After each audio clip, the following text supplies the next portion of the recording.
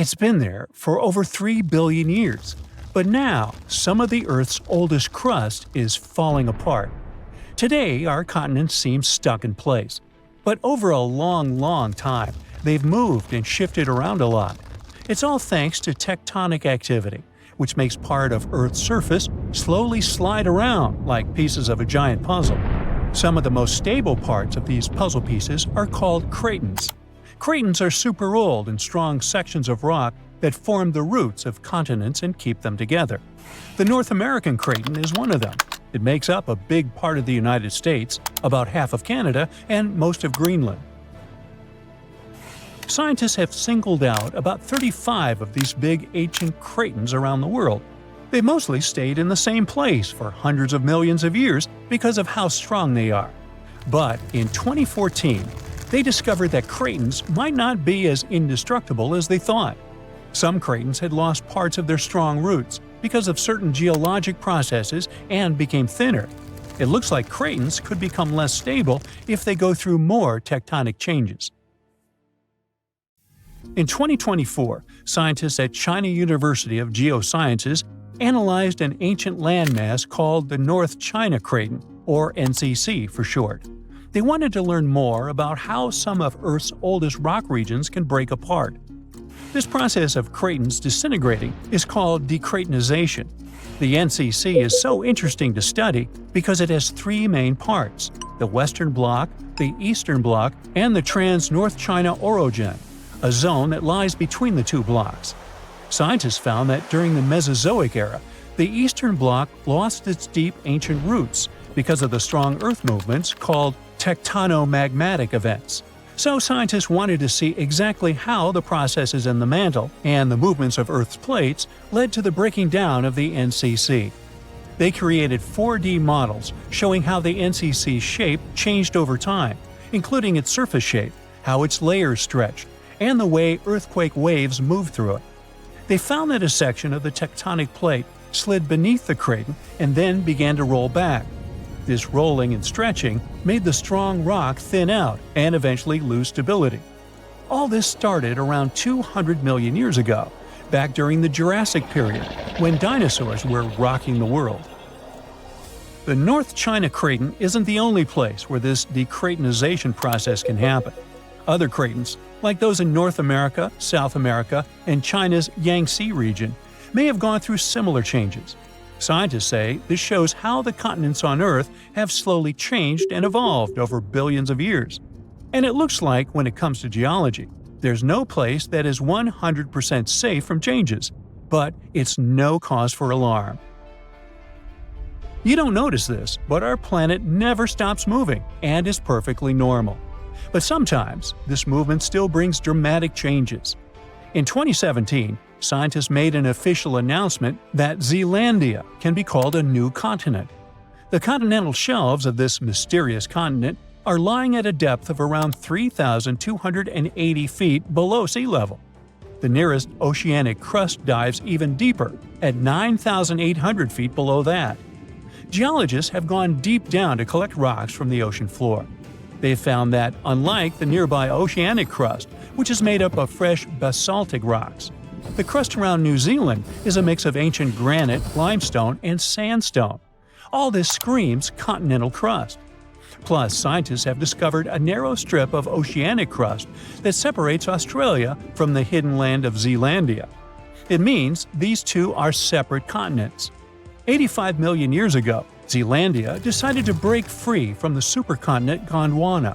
Millions of years later, the mighty Pacific Plate, the heavyweight champion of tectonic plates, decided to take a dive beneath Zealandia's continental crust. And that's how the root of Zealandia, that connection to its continental crust, broke off and went into the depths below. And that's not all the tectonic news from this part of the world. 120 million years ago, Australia and Antarctica were a single piece of land. They went their separate ways, but Antarctica didn't leave empty-handed. Today, there's an oceanic plateau in the Indian Ocean.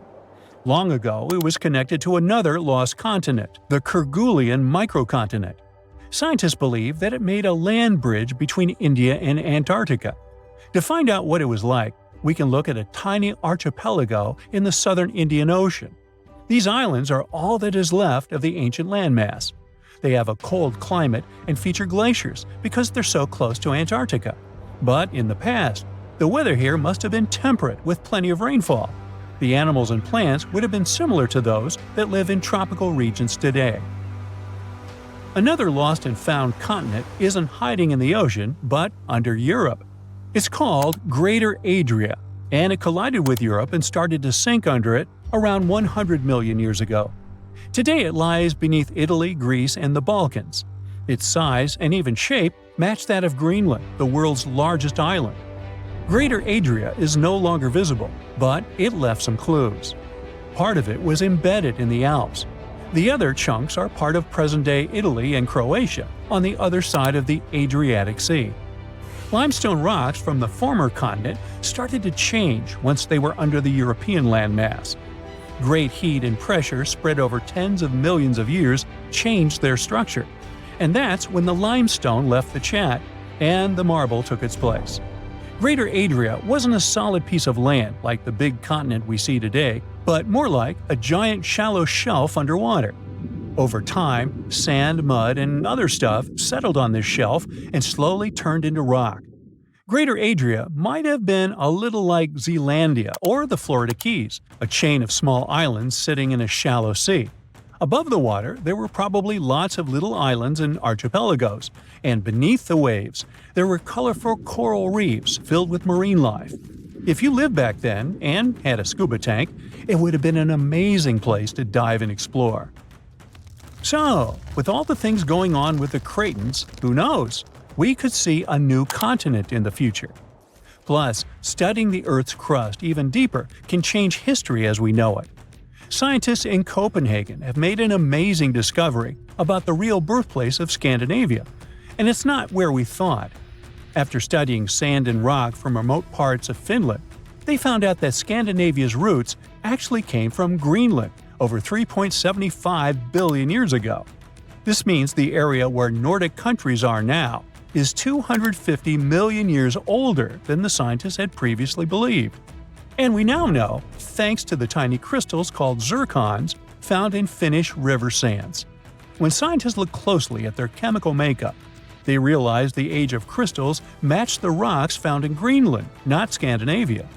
They used special techniques to analyze elements like uranium, lead, lutetium, and hafnium, and discovered that Scandinavia's rocky base most likely broke off from Greenland billions of years ago. A small seed of land probably started drifting across the Earth's surface over hundreds of millions of years. This piece eventually settled where Finland is today. Over time, new layers of rock formed around this seed and slowly turned into the Scandinavia we see on maps now. The same study could help us rethink how the continents on Earth first formed. The most accepted theory is that the continental crust began growing right when the planet was formed. But new studies show that the signs of continents only started growing a billion years later. The scientists explain that Earth's continents may have begun as tiny seeds of ancient crust in different places. These seeds grew over time, forming the landmasses we know today. These ancient seeds aren't just found in Scandinavia, but also in Australia, South Africa, and India. Scientists aren't sure if all these seeds came from the same place or if they grew separately in different parts of the world. So there's still a lot to learn, and scientists need to keep digging to figure out if all these ancient seeds are related to each other.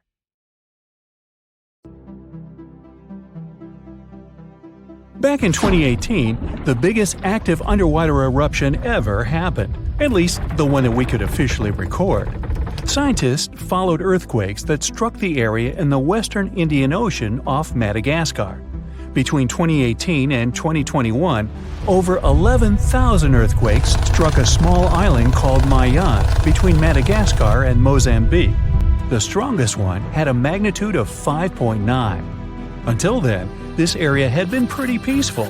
There had only been 2 earthquakes recorded over 50 years. Along with regular earthquakes, there were also some unusual seismic hums, like earthquakes at pretty low frequencies, forming deep underground. People couldn't feel those hums at the surface, But researchers around the world discovered them and realized they were related to volcanic activity no one actually noticed coming. Something strange happened. That underwater eruption created a giant skyscraper-sized volcano. This new underwater volcano turned out to be around 1.5 times the height of One World Trade Center in New York, and almost 10 times bigger than the Statue of Liberty. The area where it appeared had been explored in 2014, but it was almost flat, peaceful, and empty back then. Now, there is an actual volcano nearly 8,500 feet below sea level. The volcano gets its magma from a super profound reservoir located nearly 34 miles underground. It's the deepest reservoir of volcanic magma that we know about. The Earth has layers, and the middle one is kinda chunky. It's very much like peanut caramel filling many chocolates have. Research shows there are probably hunks of oceanic crust deep inside the Earth's liquid mantle. They're stuck there, creating large lumps in something that was supposed to be a smooth layer. Our planet has a rigid outer layer. It includes a hot upper mantle and cracked crust. The hot mantle moves and churns all the time, making the crust at the surface move too. This way, the oceanic crust dives into the depths and makes huge magma plumes go up toward the planet's surface. Scientists even found an ancient piece of the Pacific Ocean hundreds of miles underneath China. Those are the old remains of the Pacific seabed from long ago, and they were pulled downward below Earth's surface into the mantle transition zone. This rocky slab that used to be at the bottom of the ocean is made of the crust and some solid parts of the upper mantle. Most of the volcanic activity on our planet happens where we don't even see it, under the surface of the ocean. About 70% of all volcanic activity happens in the oceans, and mostly in the area of the South Pacific, with over 1,100 volcanoes squeezed into that area. Coastal cliffs, mountain changes, soils, and sediments that line valleys. These are only a small portion of the rocks on our planet. Oceans hide so much more deep down below the Earth's surface. In between the Earth's surface and its core is the mantle. It's a warm, thick layer of rock that moves and flows constantly. Some hundreds of miles below, there's a place where diamonds grow. As they form, they go through high temperatures and pressure, after which they eventually freeze. That way, when they arrive at the surface, scientists can explore their structure, find out how they formed, and understand better what's going on in the depths of our planet. Thanks to diamonds, they realized the mantle was very wet, and it possibly contained much more water than all the oceans on Earth. Our planet is eating up its own oceans. As its tectonic plates move, dive, and go beneath one another, they drag huge amounts of water into the Earth's interior. The water beneath the surface of our planet can help with developing magma and lubricate faults, which actually makes earthquakes more likely to happen. Water is actually stored in the minerals. It gets incorporated into the planet's crust when new oceanic plates form. They go through the process of bending and cracking as they grind under other plates, and huge amounts of water then go deep into the crust and mantle. Scientists research an area that's 18 miles under the surface. They realize these zones pull 3 billion teragrams, which is more than 2 billion pounds. Any ocean is like a whole new world. There are incredible sceneries below the surface, magnificent waterfalls, lakes, and rivers. There are thick layers of salt beneath the seafloor, and rivers and lakes form because seawater goes through those layers and dissolves them, creating something that resembles pools. The dissolved salt makes the surrounding water denser. That water then settles there, which eventually forms underwater lakes or rivers. But there are also mountain chains, trenches, canyons. There's a canyon in the Bering Sea with more than 8,500 feet of vertical relief. This makes the Grand Canyon look way smaller than it is, since the underwater canyon is nearly 2,500 feet deeper. Deep parts of the ocean are really cold. The temperature of the water can be about 40 degrees, but at the bottom, water can get boiling hot. There are hydrothermal vents in the seafloor. Those are the hot springs located at the edges of tectonic plates.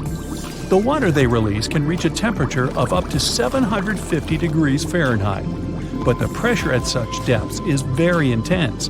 So intense, no human being can handle it. Still, it's the pressure that keeps the water from boiling. Ocean depth is on average 2.3 miles. Light waves can still enter at 3,280 feet, even though it's in a very small amount, so all the mysteries hidden below that point remain in total darkness. The actual illuminated part of the ocean goes until 600 feet. Even though the sun gives us light, most of our planet is dark all the time. It's all because of the oceans, covering over 70% of our planet. The loudest sound that came from an ocean, and of the loudest sounds ever recorded, came from an ice quake. It was so loud, researchers picked it up by sensors more than 3,000 miles away. There was a seismic activity that made frozen ground break down. The Antarctic ice sheet is bigger than the continental part of the United States and Mexico together. A big iceberg from Antarctica holds over 20 billion gallons of water, which could make a 5-year water supply for 1 million people. Humans can generally drink sea ice, although we can't drink sea water. As time goes by and the ice ages, the brine trapped between ice crystals drains out. That way, ice becomes fresh enough to consume it. If all the ice sheets and glaciers we have on the Earth melted at the same time, the sea level would rise another 260 feet, which is just a little shorter than the Statue of Liberty, the height of a 26-story building. Clams live long enough to tell us more about oceans past. Ancient mollusks can live for more than 500 years. To learn more about a tree, you can use its rings to see how old it is.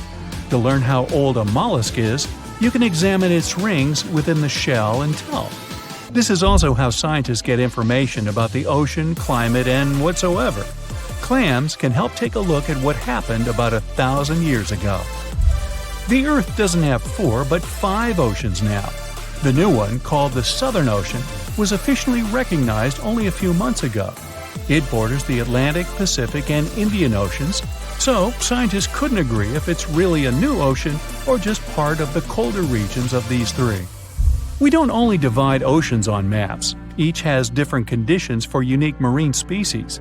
For example, the Southern Ocean has leopard seals, orcas, minke whales, emperor penguins, and other animals that live in cold icy seas. It's also home to krill, small creatures that look like shrimp and are food for many bigger animals that live there. Life on our planet started about 3.5 billion years ago. I wasn't around then. It's still a mystery how and when exactly, but some theories say life could have first emerged in the depths of the ocean. A few years ago, scientists found microscopic tubes and filaments within rocks formed about 4 billion years ago. These rocks are fragments of ancient oceanic crust. Also, these tiny tubes and filaments are similar to microbes that can still be found on hydrothermal vents in deep parts of the ocean. The idea is these living cells found conditions to stay alive in tiny rocky pores inside the chimneys of those vents, and started the amazing adventure of the evolution of life on our planet. The Earth has 3 main layers: 2 parts of the core, the dense, hot inner core, and the molten outer core. Then comes the mantle. And then follows the thin crust, the surface that supports life as we know it. At least, that's what we thought, because now scientists found a new mysterious layer located deep within the solid inner core. Earth's inner core is approximately 2/3 the size of the Moon. And made of nickel and solid iron, it's burning hot. The temperature at the center of our planet is the same as at the surface of the Sun. The outer core can reach almost 10,000 degrees Fahrenheit. It's difficult to explore it because we can't go there, and it's like looking through a really dirty window of 3,200 miles of molten metal and rocks. But we can rely on laboratory experiments on heated pressurized rocks, signals from seismic waves, and computer models. When an earthquake hits, it sends out seismic shock waves.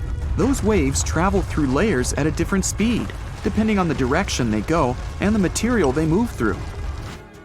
In the new study, a team of scientists set a data set of 100,000 deep earthquakes. Some of them went over 60 miles below the surface. When an earthquake happens on one side of our planet, scientists track its waves all along to the other side. Waves change when they come to the other side, so scientists try to understand the materials these waves have passed through. They found a new layer in the core of our planet thanks to earthquakes. Normally, shock waves travel along the equator, but down below, they digress and go into different directions, about 60 degrees to the side. When waves pass through the inner core going from north to south, they will travel more quickly than waves going through the core parallel to the equator. It's important to understand the core because it creates our magnetic field, which in turn protects the planet from things like solar winds that are charged particles coming from the sun. In the 1960s, we discovered the Earth pulsates every 26 seconds. It's like clockwork, a giant heartbeat. The ground is slightly shaking, but we mostly don't feel it. Researchers can still track it. Some of them think the continental shelf comes as a huge wave break under the oceans. For example, the highest part of the North American continent falls off into a deep abyssal plain. One theory says waves hit this spot, producing regular pulses. It's like having all kinds of drums. You hit them with your hands and accidentally slam that one spot that produces the right harmonic bang to rattle our entire planet. If this theory is true, we're lucky there are no more spots like this that can shake the Earth. Other scientists believe the pulsation happens because there's a volcano near the critical spot. The island of Sao Tome in the Bight of Boni. You're walking, running, and jumping, but when you stop, it always feels like you're standing still. In reality, you're moving even when you're perfectly still because our planet is always on the move. Depending on where you're at, you could be spinning through the universe at more than 1,000 miles per hour. If you're on the equator, you'll move the fastest. Let's say you have a basketball spinning on your finger. Check the ball's equator. A random point on it has farther to go in just one spin than any point near your finger. That means the point on the equator is moving more quickly. The Earth is a planet that recycles all the time. The ground we're walking on is recycled. Our planet's rock cycle turns rocks of one type into another. That's a cycle that goes on and on. The depths of our planet are filled with magma. As magma is going out onto the surface, it hardens into rock. Tectonic processes like volcanic activity, earthquakes, mountain building, and all of the other processes that shape the surface of our planet bring that rock to the Earth's surface. When the rock is on the surface, erosion shapes it and shaves its bits off. Those small particles then get deposited. All the pressure coming from above compacts the particles into sedimentary rocks, like, for example, sandstone. Sedimentary rocks can also end up deeper and deeper under the Earth's surface. Since there's a lot of heat and pressure, they get cooked into metamorphic rocks. They can go back to the surface once again, or even end up being re-eroded. Sometimes the crust plates are pushing one under another, and this way, rocks can transform into magma once again. We've explored only 5% of the ocean so far. The ocean itself, as well as life below the seafloor, is still a mystery. The sediments that are underlying our oceans are home to different microorganisms that exist even at depths of 1.5 miles beneath the seafloor. There are microbes hidden deep inside volcanic rocks below the seafloor off of the parts of the Pacific, hidden under 870 feet of sediment. The biosphere under the seafloor is growing extremely slowly compared to life on the surface. Cell division happens every 10 to 1,000 years. Something's different about the Earth's axis. Climate changes and melting glaciers, mostly in the regions like the Himalayas and Alaska, made the axis shift. Our planet has two kinds of poles. Are the south and north magnetic poles. They affect things such as drift and navigation. The axis that the Earth is spinning around is another kind of pole. It shifted a little bit over time, but we don't know exactly why. Researchers realize there are moving masses of water, pushing the Earth's axis eastward. Take a basin of water as an example. If you're moving it back and forth, Sloshing makes the water move its weight all around. A similar thing is happening on a planetary level. No matter how large an earthquake is, no human could ever feel an earthquake on the opposite side of the Earth, although some people claim they did. In 2013, there was one near the Kuril Islands with a magnitude of 8.5. It went around 400 miles deep. It was so strong, people in Australia reported they could feel the ground shaking. The strongest earthquake happened in Chile in 1960 with a magnitude of 9.5. The rupture zone stretched from 311 miles to almost 620 miles along the country's coast. Earthquakes with a magnitude of 10 or higher can't happen. The magnitude depends on the length of the fault where it occurs. The longer the fault, the bigger the earthquake. A fault is a break in a part of the planet's crust. It has rocks on both sides, and they move past each other. We haven't found a fault long enough to generate earthquakes with a magnitude of 10 or more. If it happened, it would extend around most of our planet.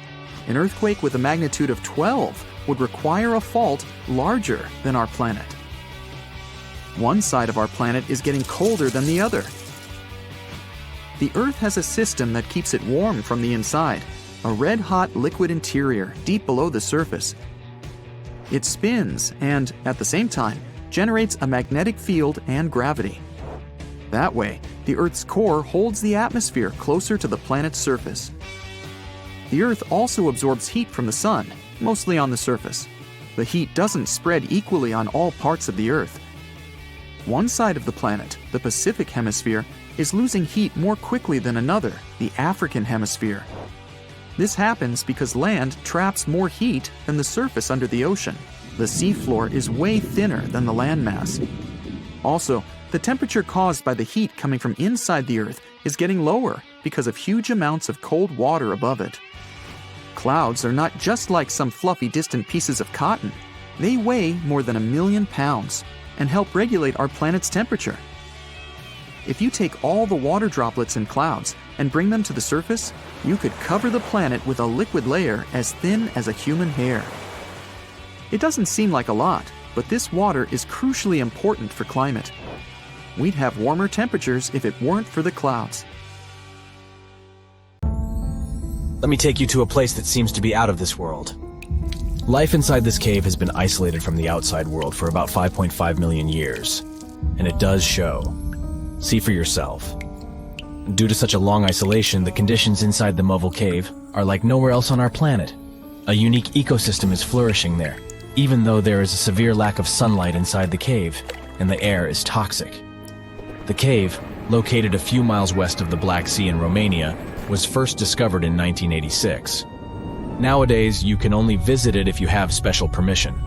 Plus, the central caverns are guarded naturally by narrow limestone tunnels and vertical shafts. So, if you're no stranger to claustrophobia, you'd probably better not enter this place. In the depth of the cave, the air has twice less oxygen than the air outside. Instead, it contains a lot of carbon dioxide and hydrogen sulfide, so not the freshest air you can breathe. It's also pitch black inside the cavern. But despite, or should I say thanks to, this cocktail of extremely harsh conditions, the site is a true goldmine for biologists. Shockingly, life seems to be booming here.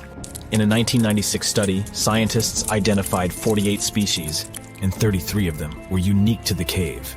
Most of the creatures inhabiting the cave are tiny, with long limbs and antennae that help them navigate in the dark. They have no vision and lack pigment, and it makes sense. Why would you need to be able to see if you live in total darkness? And why would you need to be pretty and colorful with no one to see you?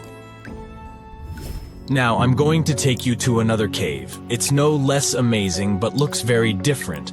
This is the Giant Crystal Cave, aka the Cave of the Crystals, in Mexico. These ginormous crystals were found in 2000 by a mining company after the water was pumped out of the cave. 2 miners then saw the crystals after entering the drying cave on foot. These awe-inspiring crystals are actually massive gypsum pillars hidden 984 feet underground. They're anchored to the walls and the floor of the scorching hot cave. Scientists estimate that the crystals could have been already growing for 500,000 years. That's why many of them are so long and wide that you can walk across them. Unfortunately, visiting this wonder of nature is impossible at the moment. But maybe it's for the better, since the giant crystal cave is a dangerous place that can easily turn into a trap. For tens of thousands of years, it was filled with groundwater, which was originally pushed upward into the opening by a magma chamber located in the depths of our planet. The magma under the cave kept the water hot, but eventually the temperature of the water dipped below 136 degrees Fahrenheit. As a result, the water started to fill with calcium and sulfate, whose particles began to recombine into gypsum. And then, white-tinted crystals took over the cave. And since they stayed underwater, they were able to keep growing. You don't have to fly to space to take a closer look at a black hole. Scientists have found something very similar to black holes in the southern Atlantic Ocean. A black hole has such an enormous gravitational pull that once something gets pulled inside, it doesn't have any chance to escape. Even light can't get out of a black hole. But ocean black holes seem to be almost as powerful as their space relatives. But instead of catching the light, they do the same with water. Ocean eddies are massive whirlpools that spin against the main current. They usually swirl billions of tons of water, and most of them are larger than a city.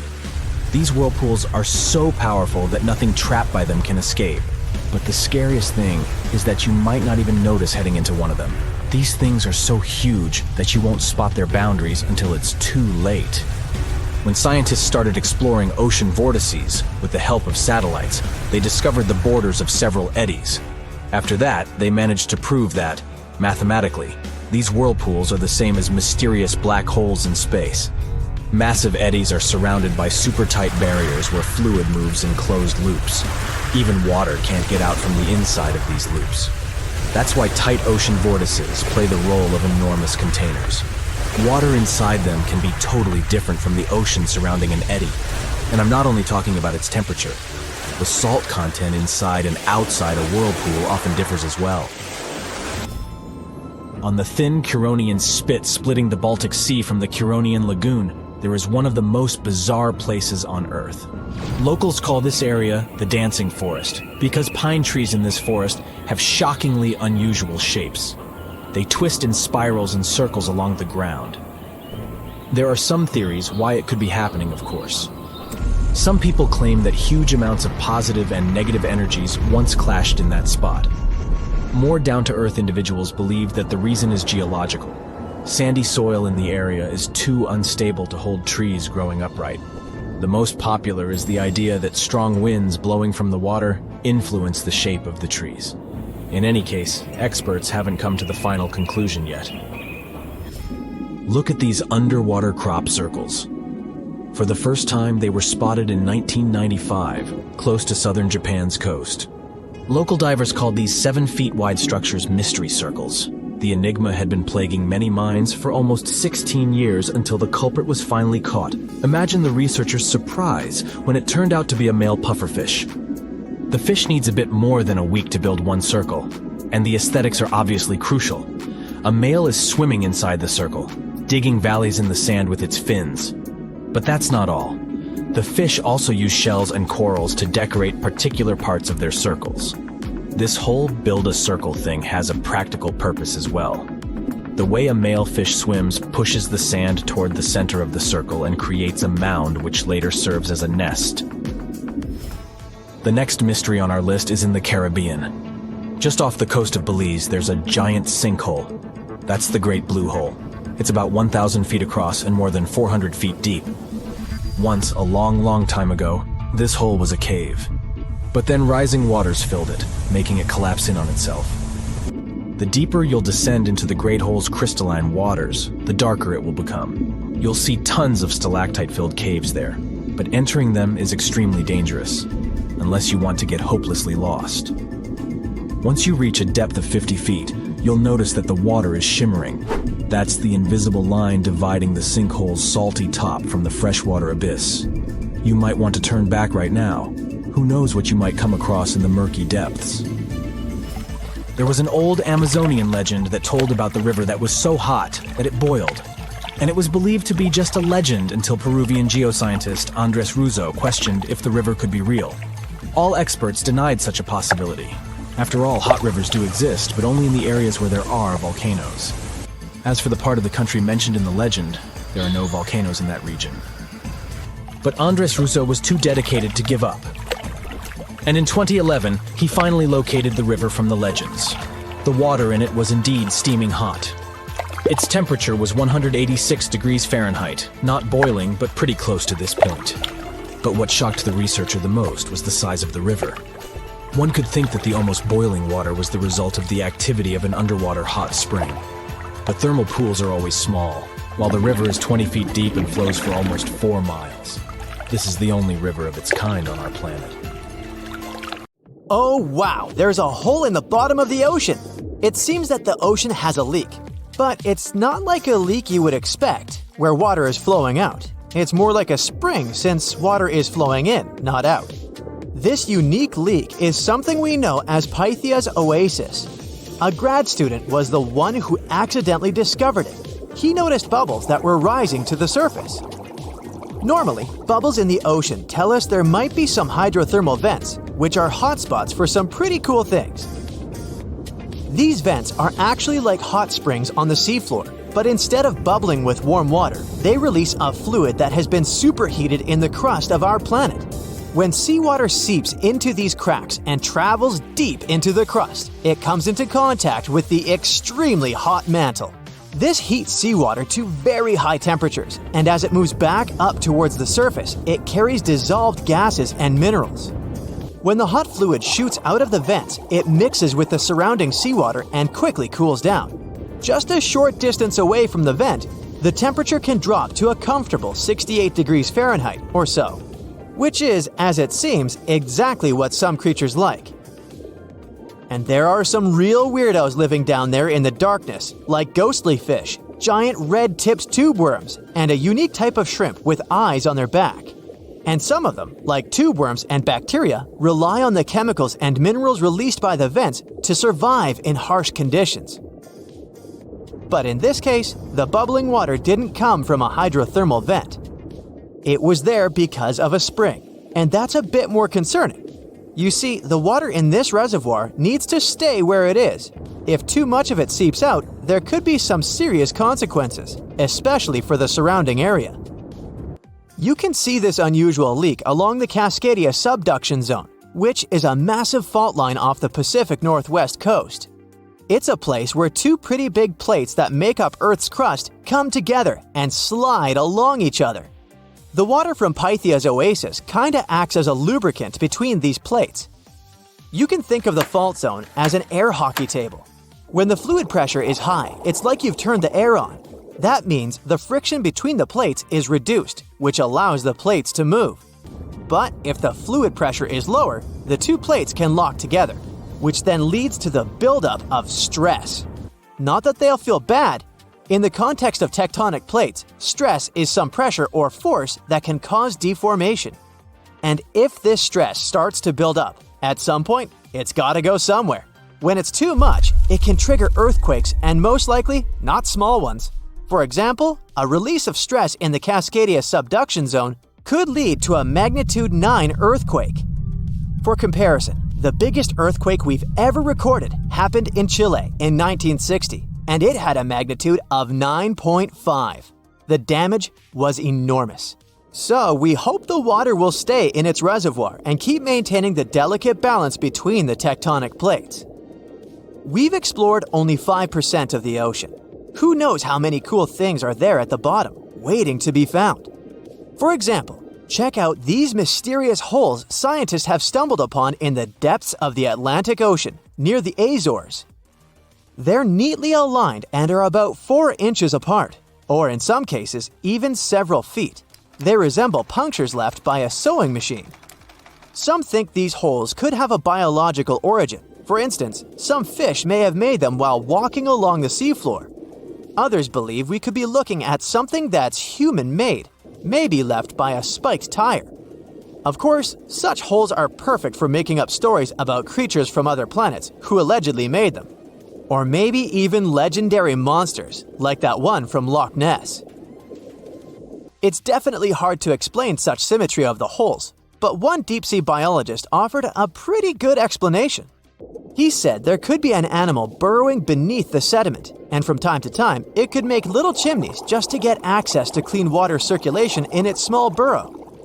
I mean, there are sediment piles around the opening of each hole, and they do support the idea that something pushed the soil from below.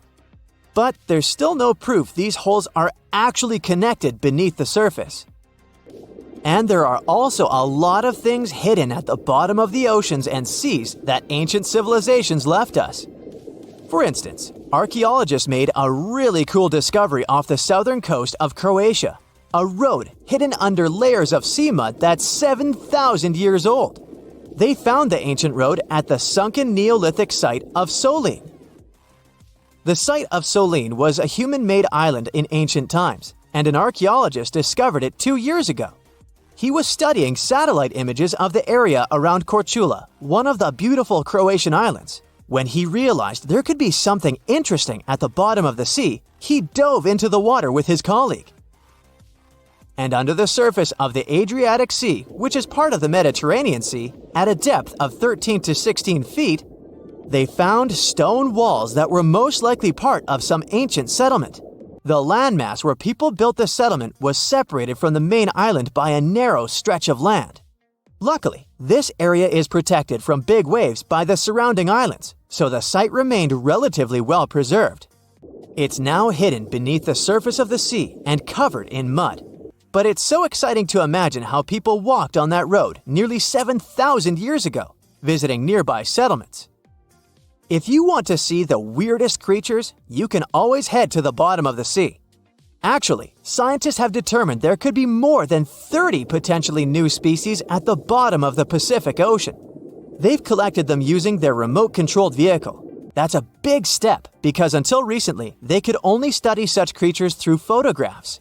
I'm talking about segmented worms, different types of coral, some invertebrates similar to centipedes, and many others. But there are also many old freaky creatures that we already know about that look like they came from sci-fi movies. Red octopus, blobfish. Okay, this one kinda looks normal until you raise it to the surface.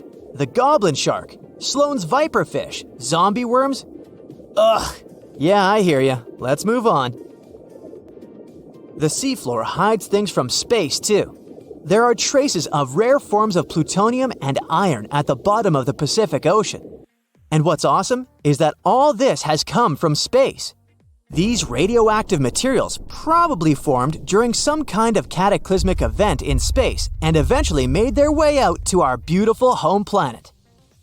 And this extraterrestrial debris most likely appeared on Earth within the past 10 million years. After it fell to the Pacific Ocean and settled at a depth of almost a mile, it became part of all those layers of rock down there. Plutonium is especially exciting for scientists. I mean, only tiny amounts of it have been found. Hundreds of atoms maybe. But it's still remarkable because these atoms are created by exploding stars. Things like this can help us better understand how the universe produces elements heavier than iron, like plutonium, gold, uranium, and platinum. We're still not sure about the origins of these elements. For a long time, scientists believed that supernovae, which is when a star comes to its end in a fabulous explosion, were responsible for creating these heavy elements. But it seems it's not just that. Some other cosmic events, such as the collision of neutron stars, which are super dense collapsed stars, or some rare types of supernovae, could also be involved. Whoa, let me get my popcorn! When we think of active volcanoes, one region comes to mind: the Ring of Fire in the Pacific Ocean. 3/4 of Earth's volcanoes sit within this belt. Compare the area to Australia, which doesn't have any volcanic activity. The old continent of Europe is also calm, or at least we like to think so. Can you guess what the most active volcano in Europe is? If you thought of Mount Etna on the island of Sicily in Italy, you were right. The volcano has erupted about 200 times and has been far from sleeping in recent decades. The last time this happened was in August 2023. The highest mountain in the Mediterranean is 500 million years old, but In Iceland, there is a much younger volcano. It sprang into action on the 10th of July 2023. In the afternoon, 3 fissures appeared in the ground on a peninsula in the southwest of the island. This was at a base of a small mountain peak. Its name means Little Ram in the local language. The volcano spewed molten lava high into the air. There were also gas plumes in the area. But the scientific community wasn't surprised by the event. They already knew about the volcanic area that stretches between the cities of Reykjavik and Keflavik. Its name is hard to pronounce. Hey, I want to buy a vowel. It had already erupted during the previous 2 summers. This activity came after 8 centuries of dormancy. In the days leading up to the latest eruption, seismologists, the scientists who study earthquakes, recorded over 12,000 tremors. When the ground opened up in July, the fissures were over 1.5 miles long. The following morning, 2 of them closed. All the lava was now coming out of the last fissure. It grew into an elongated cone, the simplest shape of volcano we are all familiar with. The lava soon filled a large crater. It grew almost 100 feet tall during the first week, and it is still growing. On the night when the eruption started, lava spread out in all directions. Its cinders set ablaze the dry moss in the vicinity. Local authorities closed off the surrounding area. There were toxic gases from the volcanoes and smoke from the burning moss. Firefighters flocked to the area. After a week, they proclaimed the area safe. Visitors soon came to witness the birth of Europe's youngest volcano. This form of tourism is quite developed in Iceland. People come from all over the world to watch active volcanoes. The land of fire and ice is home to more than 130 volcanoes. Some 30 of them are active. Now, I know what you're thinking right now. Is volcano tourism safe? In Iceland, it is. The country's authorities research and constantly monitor all of the hotspots. The island is dotted with several dozen seismic stations. These help researchers accurately predict future eruptions, and emergency services are accustomed to these sorts of events. They can quickly cordon off danger zones. This is what happened in 2010.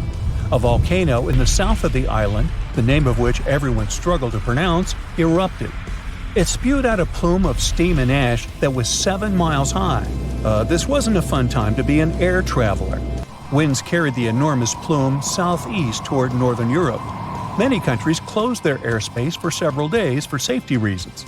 The volcano erupted in March, but the Earth was shaking from January the same year, so seismologists knew that an eruption was approaching. When it comes to the continent's youngest volcano, the tourist infrastructure is already there. Visitors can leave their cars at a designated parking lot. Then they go on a 5-hour-long trek. This leads to a viewing deck. Tourists are so close to the epicenter that they can feel the heat haze from the crater. The sight is the most impressive at nighttime. Safety is never a concern. Scientists regularly chart out hazard maps that outline the borders of lava fields. This way, visitors who stick by the rules are never in harm's way. More than a week after the eruption started, a section of the crater collapsed. Lava flowed downhill west of the volcano. This majestic smoldering hot river is slow-moving lava.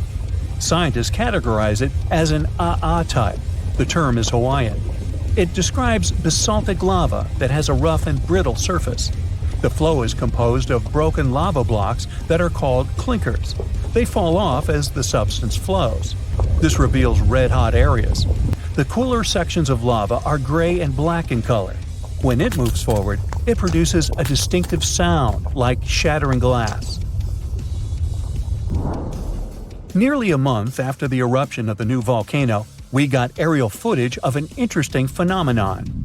A tornado formed directly over the lava flow. This occurs due to the high temperatures in the area. When the conditions are right, a column of heated air can easily turn into a mini tornado. Scientists observed a similar event happen during the 2018 eruption of Mount Kilauea in Hawaii. The lava fields of Europe's second-largest island tell the story of the creation of Iceland. It sits above the place where the North American and Eurasian plates meet each other. Tectonic plates are huge, rocky chunks of Earth's most outer layer. There are roughly 20 of them. They rest on a partially molten layer of rock. All the lava we see on the surface starts its journey here. You could say that these plates float on molten rock. Their boundaries are unstable, so when two plates grind past each other, they release tremendous amounts of energy. The formation of volcanoes is one result. These are places where the molten rock travels upward to the surface. Iceland began to form some 60 million years ago. The tectonic plates under the ocean drifted apart. Enough lava piled up on the surface to create solid ground. This ancient rock is under the waves today. As new lava reaches the surface and cools down, it pushes the old rock away from the center of the island. That's why the oldest parts of Iceland aren't 60, but only 16 million years old. The country's active lava fields are young in geological terms. Some of them are under 1,000 years old. Scientists consider the island a hotspot for volcanoes, pun intended. Nearly a third of the basaltic lava that reaches the Earth's surface in recorded history came from Icelandic eruptions. Fissure swarms, like the ones before the 2023 eruption, cover 30% of the Nordic country. For this reason, only a quarter of the island is inhabited.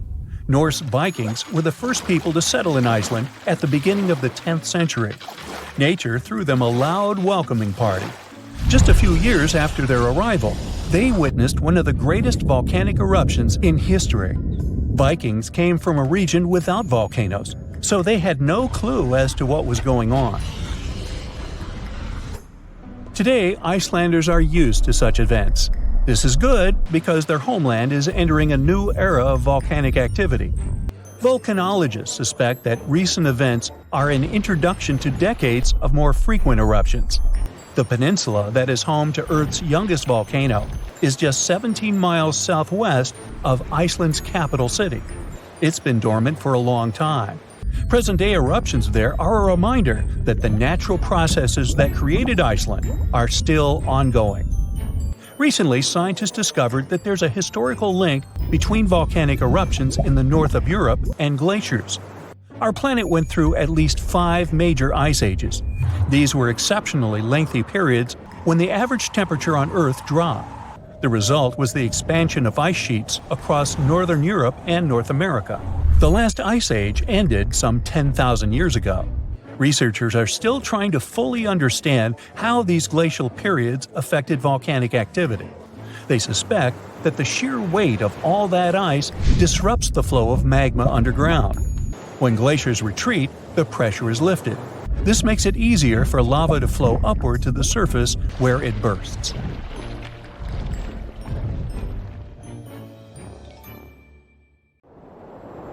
So, you might have heard that Yellowstone National Park is sitting on top of a giant supervolcano. That's the reason why the area can boast powerful geysers and hot springs. But it also means that underneath Yellowstone, there is an enormous magma chamber. In 2015, researchers from the University of Utah found out that this chamber was much bigger than everyone had previously thought. They even found one more reservoir with magma under the top one. Apparently, the more spacious the chambers are, the more magma they contain. Together, the two reservoirs store a glob of magma that could easily fill the Grand Canyon not once, but 11 times. But you know the most worrying thing about the magma chambers? They tend to push against the ground above them. As a result, the land in Yellowstone rises about 1 to 2 inches a year. On top of that, Yellowstone has the status of an active volcano, and its volcanic explosivity index, yes, there is one, is 8 out of 8. Such a high number means that if this volcano erupted, it would be an apocalyptic event. To put it into perspective, the eruption of Pinatubo in the Philippines in 1991, which is considered the most powerful in living memory, was given a mere 6 on the volcanic explosivity index. Ha, loser. Now, let's figure out if there's anything to worry about. In March 2023, the University of Utah seismograph stations recorded 354 earthquakes in the entire region of Yellowstone National Park. Sounds like a lot.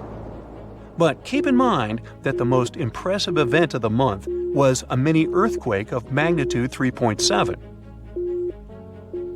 It was part of a swarm of 106 earthquakes that began on March 29th and continued until the end of the month. Yep, earthquakes apparently also come in swarms, so be aware. Experts say that Yellowstone's seismic activity is, well, kind of more active than usual, but it's really nothing serious. A geophysicist working at Yellowstone Volcano Observatory called Michael Pollan claims that the volcano won't erupt anytime soon. For this to happen, there must be enough magma ready to erupt beneath the surface. Whew.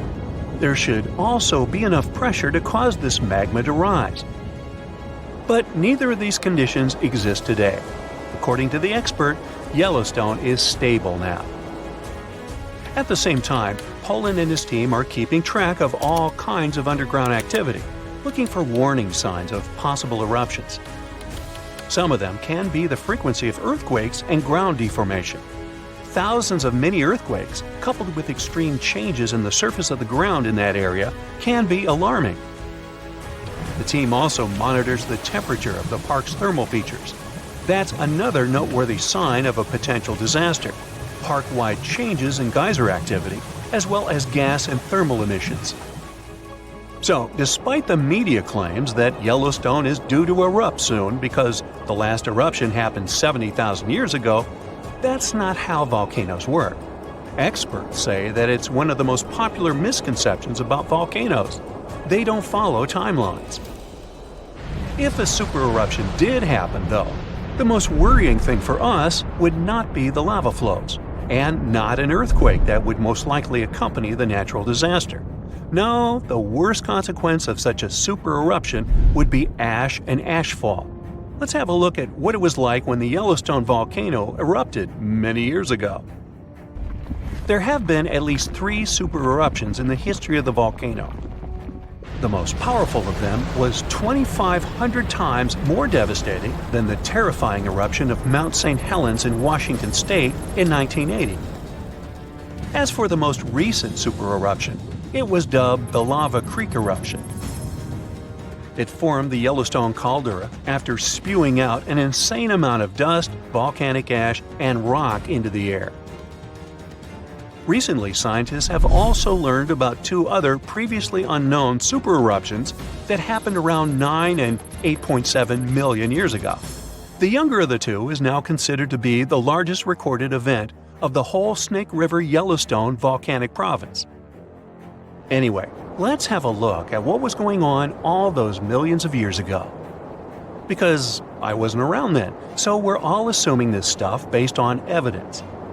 The first signs of the disaster appeared long before the catastrophe broke out.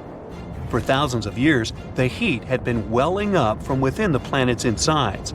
It had been melting rock beneath the planet's crust and leaving behind huge chambers. They were filled with a pressurized mixture of semi-solid rock, magma, water vapor, and different gases, including carbon dioxide. All this scorching underground soup was expanding since more and more magma arrived with time. The land over the volcanic system was rising upward almost unnoticeably. A year before the supereruption, Yellowstone gave a warning, a burp maybe? But that long ago, there was no one who could interpret these signals. Plus, those alarming processes were mostly going on underground. For example, decompression releases gas bubbles. While bursting, such bubbles can often power particular kinds of eruptions. Months before the eruption, small-scale earthquakes became more frequent and more intense. The ground in many spots all over the supervolcano got hotter than it used to be. Surface lakes and groundwater also became warmer. If people had been around at that time, they would have noticed unusual steam fogging in that area. Not long before the eruption started, the growing pressure pushed the ground over the magma chamber up. This created a dome-shaped uplift. Narrow cracks started to open along the edges of this dome. Imagine opening a bottle of soda after you've shaken it. Something like that was happening near the volcano. Think Mentos and Diet Coke. The pressure was released through the fractures when gases were bursting out from under the surface. So right before the disaster, the ground around the Yellowstone volcano lifted. Geothermal pools and geysers heated up to boiling temperatures and got more acidic than usual. The magma started to rise toward the surface. At one point, the rock roof of the magma chamber couldn't resist anymore, and the eruption kicked off. Small but constant tremors began to move the ground days before the catastrophe. But the real shaking didn't start until several minutes before the eruption. With a deafening roar, a massive column of lava and ash hurled up into the air. Within several minutes, a pyroclastic flow rushed across the area at a hurricane-force speed. Such a flow is a liquid mixture of half-solid lava pieces, volcanic ash, and hot expanding gases. It looked like an extremely hot toxic snow avalanche. With a temperature of about 1300 degrees, it was burning everything in its path. The volcano kept pumping ash for days on end. For all living creatures, ash fallout was one of the most dangerous consequences of the eruption. Volcanic ash turns into glassy cement within seconds of being inhaled. Most animals didn't have a chance to survive. Even thick trees started to collapse under the weight of this dense substance. It only took a couple of days until a thick layer of ash covered huge territories. After the ash got into the stratosphere, the temperatures all over the world started to drop. The eruption was rich in sulfur, which is an effective sunblocker. That's why it soon got so cold that there was no summer in the whole world for the next several years. Animals couldn't find food and clean water. This natural disaster, called the Gray's Landing supereruption, was colossal. That's how researchers described it in their recent studies. It affected a huge territory. The streams of lava enameled an area as large as New Jersey in scorching hot volcanic glass. It instantly sterilized the land surface, wiping out all the plant life that had been thriving there before. Now, if such an eruption were to happen these days, it would cover Colorado, Utah, and Wyoming with almost 3 feet of toxic volcanic ash. Many regions would be plunged into darkness. Even the coast, where most Americans live, would experience problems with the spread of the ash cloud. It would destroy crops and contaminate pastures, ruin power lines and electrical transformers. Well, so I'm sure you'll agree with me, it's a good thing that such a disaster isn't expected to occur anytime soon. Hey, we got enough other stuff on our plate. Phew, you can finally send that last report for the day and breathe out. The weekend is around the corner. But just when you're about to hit send, you're alarmed by the low rumbling under your desk. Is it the light rail passing by? Unfortunately, that's not the case. It's a volcano speaking. What, here? In Arizona? That's right, the ground keeps shifting under Arizona, reminding us that Earth is alive. No panic though, let's arm ourselves with some context. 20 American states have extinct, active, and dormant, currently sleeping, volcanoes. Among such states, you can find California, New Mexico, Nevada, Utah, and Colorado. On the bright side, Arizona's volcanoes are dormant at the moment, but it doesn't mean they won't go off in the near or not so near future. Now, how about traveling to Arizona to check the traces of its active volcanic past? They dot the desert landscapes of this state like spots dot a Dalmatian.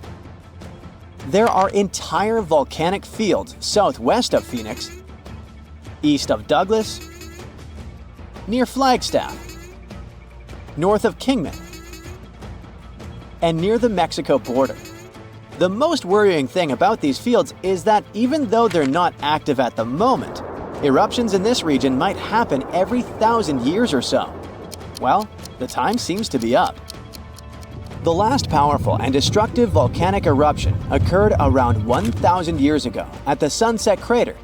Oh, this place is worth paying more attention to. And we will, but a bit later. First, we have to talk about hotspots. No, not that place where you can surf the web. In our volcanic context, a hotspot is a place where insane amounts of heat melt the overlying crust, Earth's thin outer layer, and form volcanoes. This heat rises from the mantle, which is located between our planet's dense, superheated core, and the crust. Want to see an example of this type of volcanism? Welcome to the Hawaiian Islands. The Big Island has its active volcanoes because, at the moment, it's situated on top of the Hawaiian hotspot. The older Hawaiian Islands were once there too, but later they drifted off towards the northwest. It happened because that's where the oceanic crust on top of which they sat, namely the Pacific Plate, moved. Now, look at the world's ocean basins. Yes, they're literally dotted with islands that sit on top of hotspots, like Hawaii, Iceland, Samoa, the Galapagos. Those are probably the most famous examples. But don't think that continents can't host hotspots. They can, but those are far less common. One of the most famous continental hotspots is, I bet you know it. Yep, the one beneath the Yellowstone caldera. By the way, the caldera is a vast volcanic crater, especially one formed as a result of a massive eruption that led to the collapse of the mouth of a volcano. The Yellowstone hotspot is basically the creator of Old Faithful and the rest of the hot springs and mud pots for which the national park is famous. Speaking of Old Faithful, let's make a small detour and pay more attention to this wonder of nature. It's one of the most well-known geysers in the world.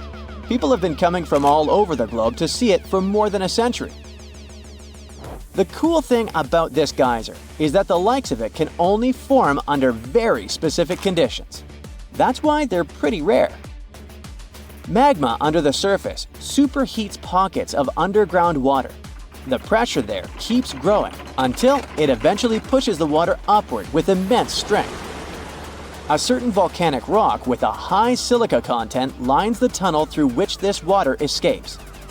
Basically, it creates a unique pipe that can withstand unbelievable pressure and heat created by the water erupting above the ground.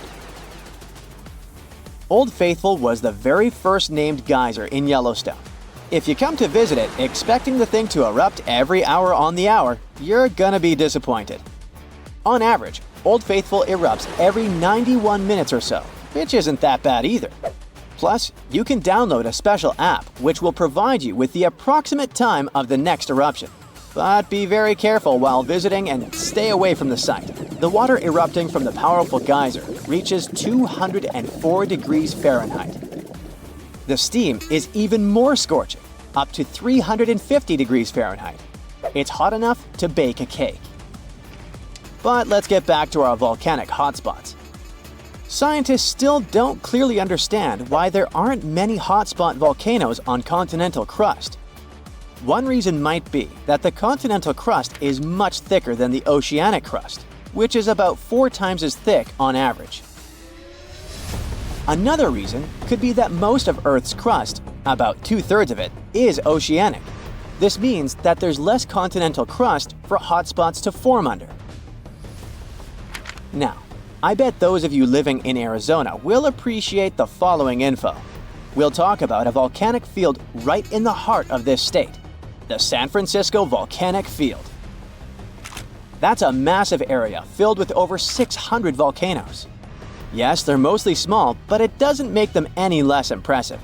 They're scattered across 1,800 square miles in northern Arizona, a giant territory. Interestingly, scientists are still debating about whether this volcanic field is actually sitting on top of a hotspot. But one thing they agree upon, the volcanoes in this area get younger as you move east. And this pattern matches up with the North American plate moving west over what could be a stationary hotspot beneath the surface of our planet. Cool, huh? The volcanic hullabaloo in that area started around 6 million years ago. So, in geological terms, it's relatively young. As for the most recent eruption, it happened less than 1,000 years ago. The Sunset Crater, which I mentioned before, the one near Flagstaff, is the most famous vent from that eruption. The Sinagua people had to leave their homes at Wupatki Pueblo because of the eruption. That site is now part of the Wupatki National Monument. There, you can see how people lived in this volcanic region many years ago. If you go to explore this area, you'll notice that most of the volcanoes there are basalt cinder cones, small and steep. The Colorado Plateau has quite dry weather conditions. That's why the volcanoes haven't worn down much.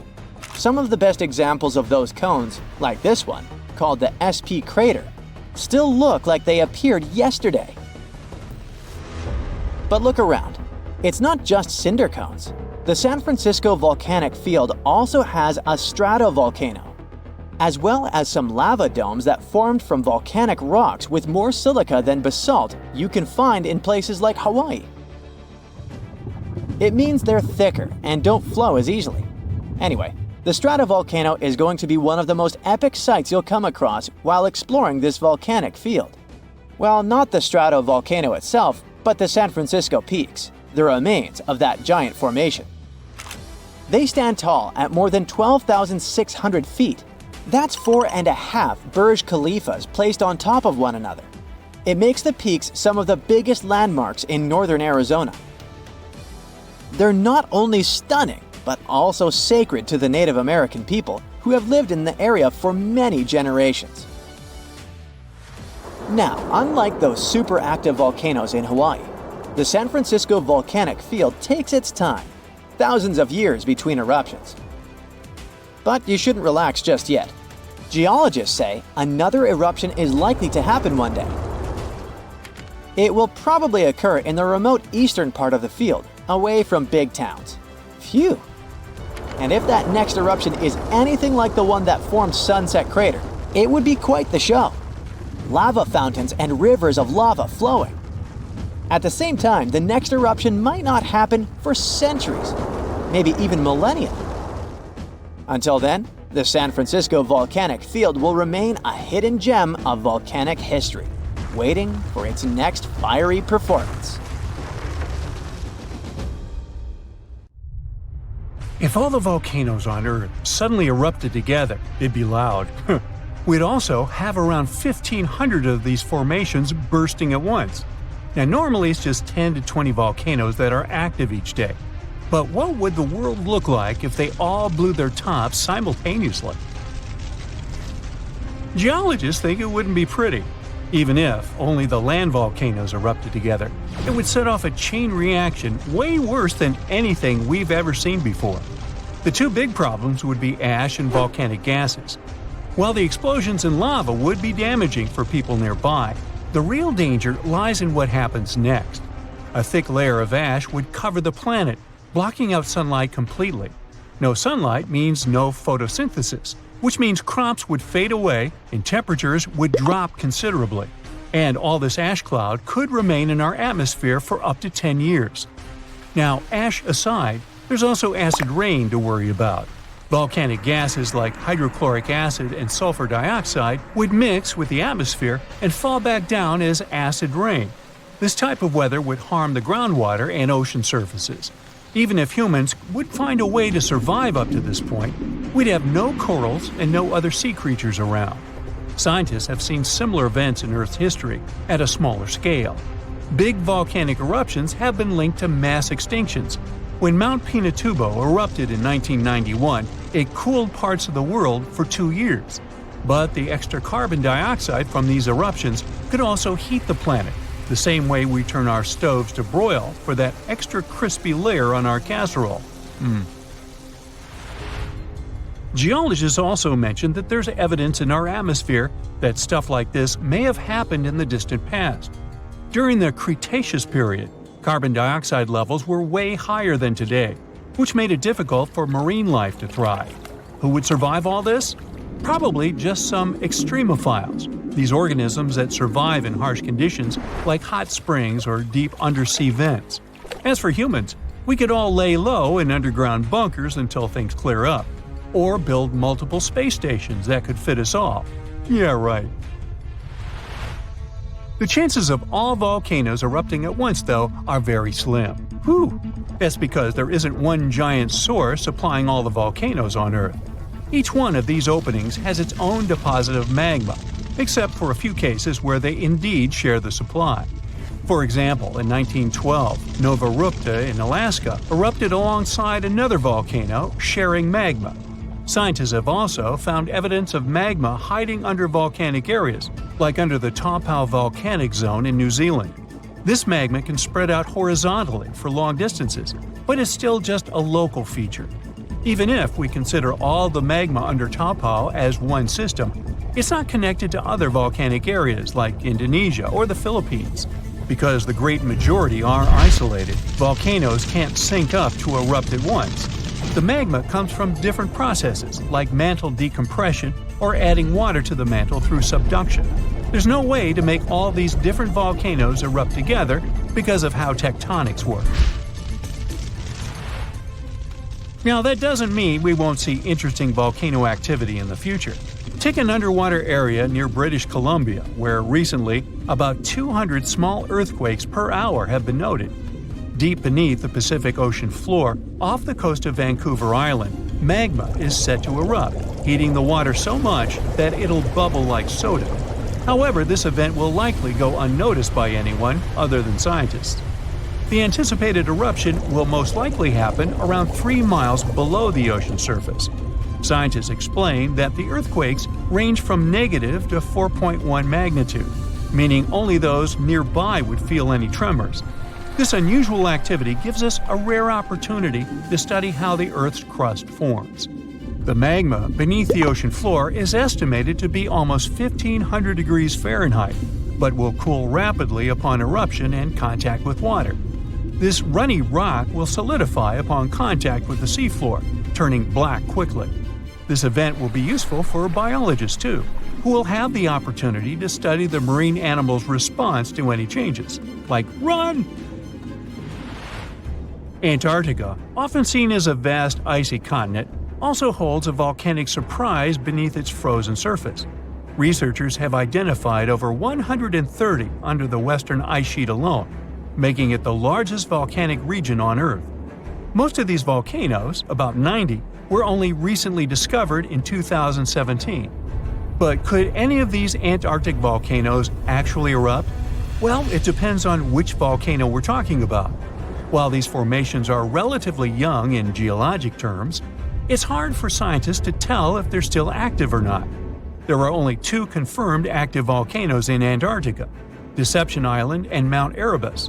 The latter, standing tall as the highest peak on the continent, has been continuously erupting since at least 1972.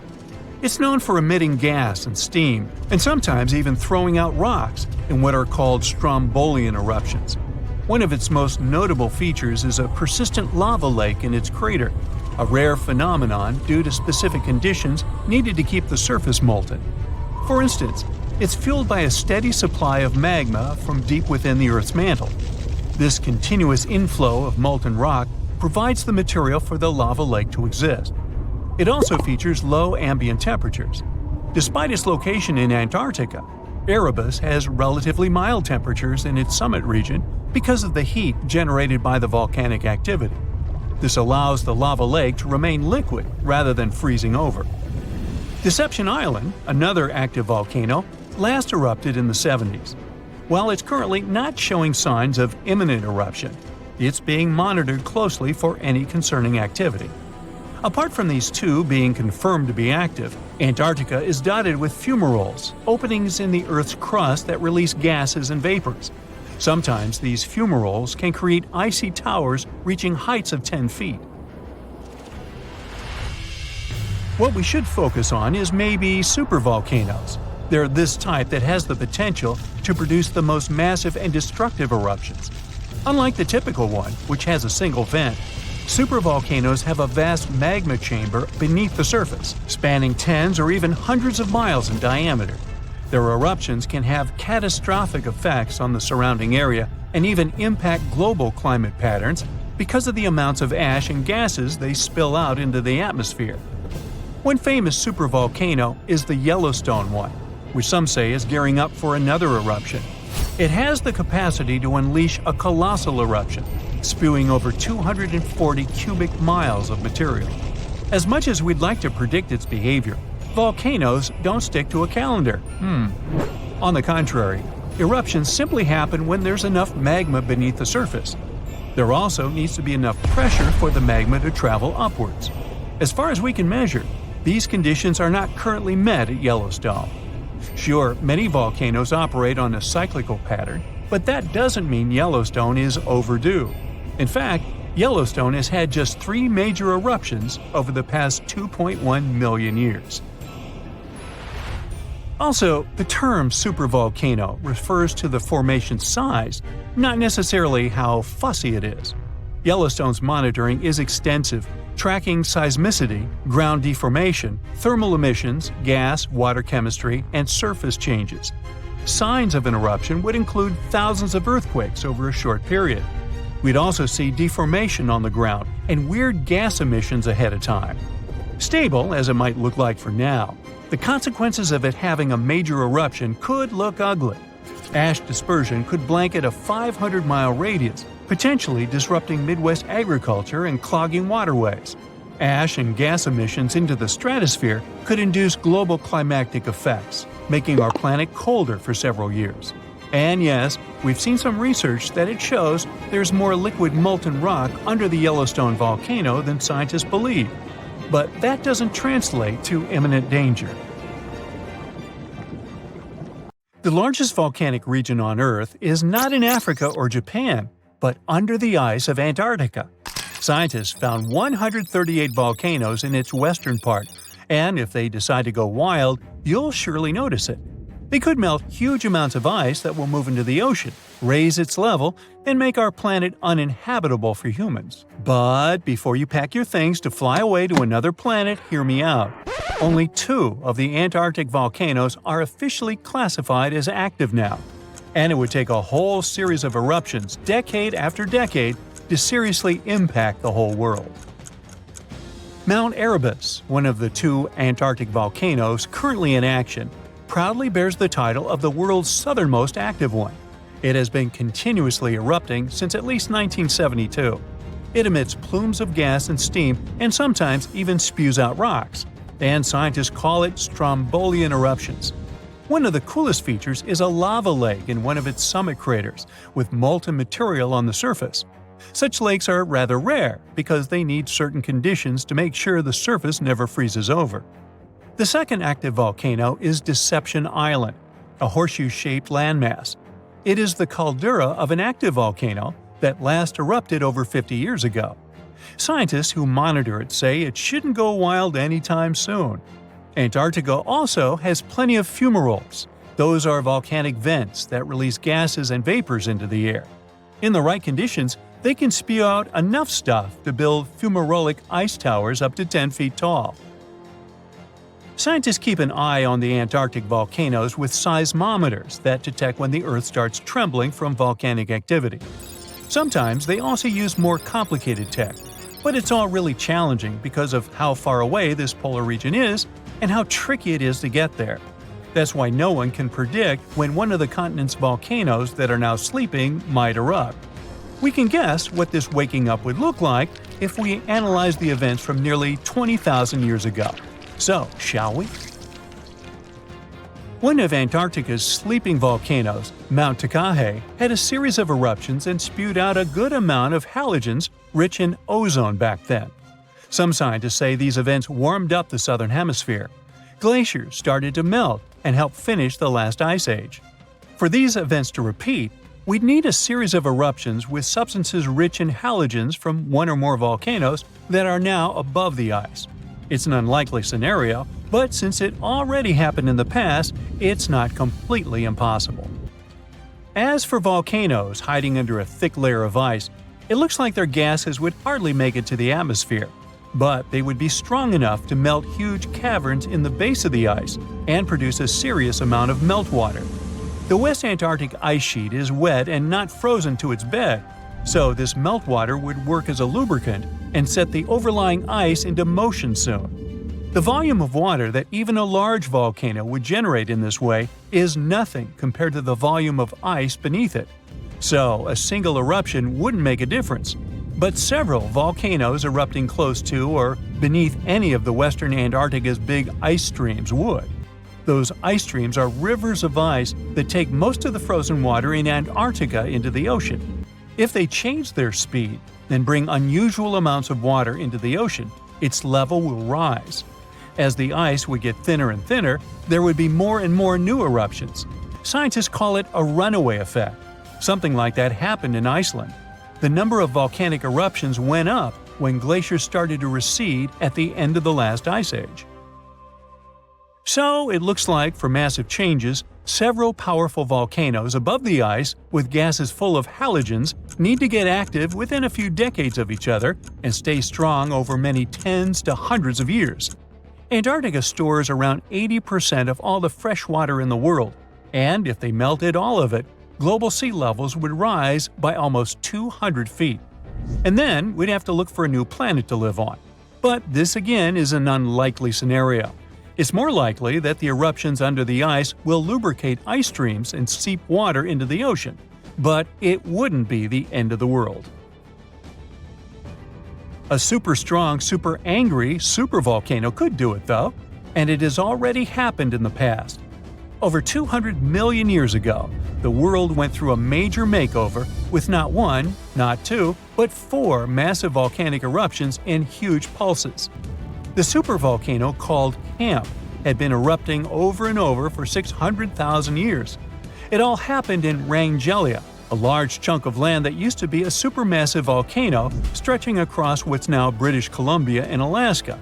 And it wasn't the lava or the volcanic ash that ruined the environment. The eruption made carbon levels skyrocket. The planet would never be the same again. This volcanic activity might have helped dinosaurs grow from cat-sized critters into giants we saw in Jurassic Park. It kicked off a 2 million year rainy season. It made the whole world hot and humid, and the dinos just loved it. Researchers dug deep into sediment layers beneath an ancient lake in Asia to uncover these secrets. They found traces of volcanic ash and mercury, clear signs of those epic eruptions. There were carbon signatures showing huge spikes in carbon dioxide levels. It made the atmosphere toasty, and the rain poured down. So the bad news is, another eruption like this could happen. The supervolcano beneath Yellowstone National Park has been sleeping for nearly 70,000 years. But if it wakes up, it would be many times more catastrophic than the eruption of Mount St. Helens in 1980. It's considered the most disastrous volcanic eruption in U.S. history. It followed 2 months of earthquakes and injection of magma below the volcano that weakened and destroyed the entire north face of the mountain.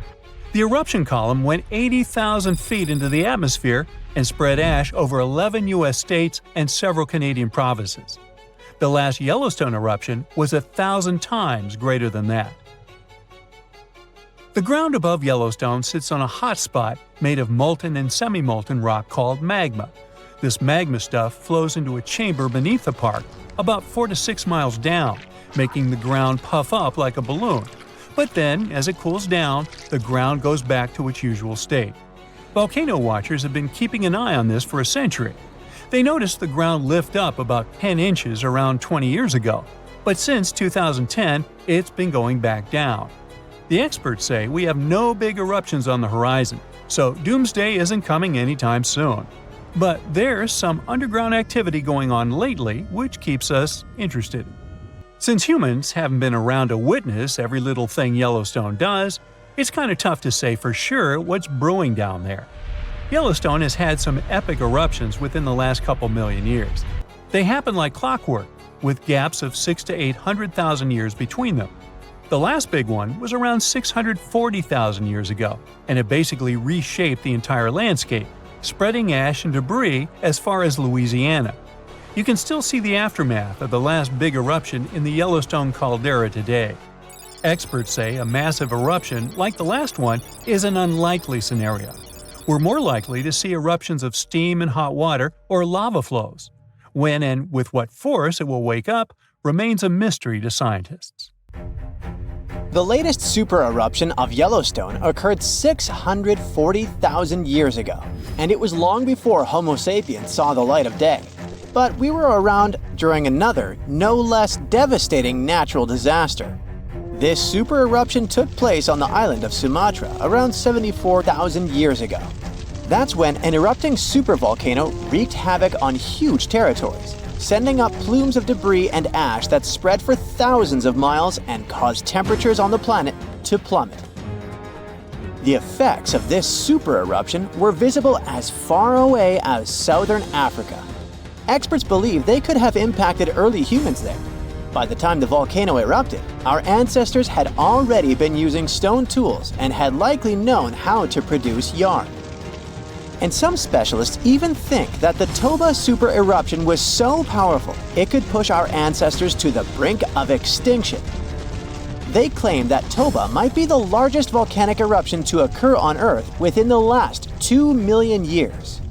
The eruption disgorged so much pyroclastic rock it would be enough to cover the entire United States to the depth of a one-story house. About a third of that deposit piled up on northern Sumatra, while a lot more ended up beneath the floor of the Indian Ocean. The super eruption left an elliptical crater lake around 60 miles long. The caldera is so large it's hard to feel that you're indeed in a volcano. Pumice deposits from the eruption remain in the canyon walls and go deep below the ground. There aren't many arguments about the amount of pumice and ash involved in this disaster. At the same time, experts aren't sure how much sulfur ended up in the atmosphere. Even some sulfur layers in the polar ice could be potential candidates, but so far, scientists haven't found any connection between them and Toba. But let's get back to the dramatic impact the super eruption had on early humans. It turns out some not only survived but even thrived after this natural catastrophe, at least judging by the artifacts they made during and after the eruption. The disaster might not have posed a serious threat to those of our ancestors who took refuge along the coast. Genetic evidence hints that modern humans descend from a few thousand people that ventured out of Africa around 60,000 years ago. Why just a few thousand? According to some experts, the rest of our ancestors could have been devastated by the Toba eruption. After all, the supervolcano spewed out 1,000 cubic miles of dust and rock in a flash, leaving a scar in the ground that was dozens of miles wide. All that dust and sulfur Toba sent into the atmosphere potentially cooled the surface of our planet, which led to the appearance of glaciers and the lowering of Earth's sea levels. And since Toba might have had an important role in shaping humankind, scientists have been working hard trying to understand precisely how early humans reacted to this disaster. In 2011, several researchers found an enigmatic soil sample in South Africa's Pinnacle Point, an archaeological site overlooking the Indian Ocean. This sample contained some volcanic ash. After examining the layer, they found more than 400,000 artifacts left by early humans. Those ranged from heat-treated stone tools to signs of fire and animal bones. Based on this finding, the team suggested that early humans on the South African coast thrived after the eruption, living in that area for thousands of years and improving their tools. The region might have served as a refuge during and after the Toba eruption. A 2009 study suggested that the eruption could have lowered global temperatures by 14 degrees Fahrenheit. It would have made survival tough elsewhere in Africa. If there had been a volcanic winter, it wouldn't have been as cold along the coastline. On the other hand, newer studies claim that Toba spewed out so much sulfur into the atmosphere that the resulting aerosols could have stuck together, which would have limited their cooling effect in the long term. In other words, right after the eruption, temperatures would have plummeted, but only in some regions. And after 3 years or so, the effects of the eruptions would have calmed down altogether, becoming not dangerous to humans. Well, apparently, more research is needed. Meanwhile, let's figure out if we should watch out for any volcanoes these days. Last year, thousands of small earthquakes shook the ground near Iceland's Svartsengi geothermal power plant. Magma rose to the surface there, and now it has opened wide fractures slicing through the small town of Grindavik. The ground there is still swelling, and an eruption might happen with little notice. But of course, that's not all. Over the planet, 45 other volcanoes keep rumbling. For example, Italy's Vesuvius, that infamous thing that finished the city of Pompeii in 79 CE. Over the last 17,000 years, the volcano has experienced 8 explosive eruptions, followed by powerful pyroclastic flows, dense masses of super hot ash, lava fragments, and gases flowing at high speeds. The volcano's last eruption happened in 1944. Mount Rainier is one of the most dangerous volcanoes in the USA. Its high elevation, chemical composition, and proximity to Washington's Seattle and Tacoma suburbs, and the volcano's ability to produce massive pyroclastic flows make Mount Rainier a threat to consider. The heat from this volcano could potentially melt the ice and snow covering it, leading to rapid downstream flows of debris, mud, and rocks. The Novarupta volcano in Alaska's Katmai National Park and Reserve formed in a 1912 eruption, which was the world's largest in the 20th century. The volcano sent almost 7 cubic miles of ash and debris into the air. It also produced such a powerful ash flow that it created the Valley of 10,000 Smokes. Mount Pinatubo is located in a populated region in the Philippines. It became notorious after a 1991 massive eruption, which was the second largest eruption of the 20th century. More than 700 people lost their lives during that natural disaster. Today, more than 21 million people live within 62 miles of Pinatubo. Mount Agun, a continuously erupting volcano in Indonesia, had its last major eruption in 1963. It was one of the most tragic eruptions in the country's history. It lasted for 11 months, producing ashfall and pyroclastic flows that led to the loss of more than 1,000 lives and serious property damage. People saw ash plumes above the volcano throughout 2018, following the eruption in November 2017. Japan's Mount Fuji hasn't erupted since 1707. That year, a massive earthquake likely set it off. In 2014, experts warned that Fuji could be at risk of another eruption following the 9-magnitude earthquake that shook Japan in 2011. Experts believed the earthquake had raised pressure below Fuji. The eruption in 1707 sent so much ash and debris into the air that all this mass even reached Tokyo. Should Fuji erupt again, it would affect more than 25 million people in the surrounding areas. The eruption of Washington's Mount St. Helens in 1980 was one of the most destructive volcanic events in U.S. history. 57 people, as well as thousands of animals, lost their lives during that natural disaster. The eruption also destroyed around 200 square miles of forest. Experts think that Mount St. Helens' history of massive eruptions means that future catastrophes are bound to happen. The next explosive eruption might send large amounts of ash all over the Pacific Northwest. No wonder the volcano is under close monitoring. One of Indonesia's most active volcanoes, Mount Merapi, has been erupting for centuries. NASA claims that the biggest risk of this volcano is pyroclastic flows, which can spread over vast areas and harm loads of people. For the last time, Merapi erupted in January 2024, sending plumes of smoke into the air. These days, more than 24 million people live in the area surrounding this volcano. The ground shakes beneath you. The pictures rattle on the walls. You hear a rumble off in the distance. Then, boom, a deafening explosion. The shockwave blasts through the windows and sets off car alarms. You duck under the dining table for cover, but then you remember you live not far from a supervolcano in the middle of a tropical jungle. So, staying in one place isn't a good idea. The shaking finally halts.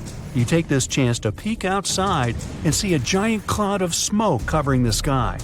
It's lunchtime, but you wouldn't know it. The sun is completely veiled and darkness falls. The power's out in the whole city.